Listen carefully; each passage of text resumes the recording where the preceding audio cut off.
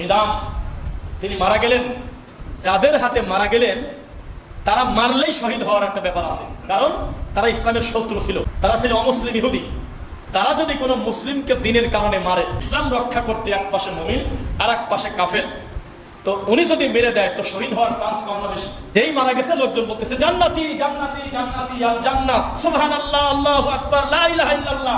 আমার নবীর রানিং খাদেম অবস্থায় কাফেরের হাতে জীবনটা দিয়ে দিল, শহীদ শহীদ জান্নাতি। নবী সাল্লাল্লাহু আলাইহি ওয়াসাল্লাম শুনে রেগে গিয়ে বললেন, কাল্লা, কখনো না, আমি দেখতেছি সে জাহান্নামে যাবে।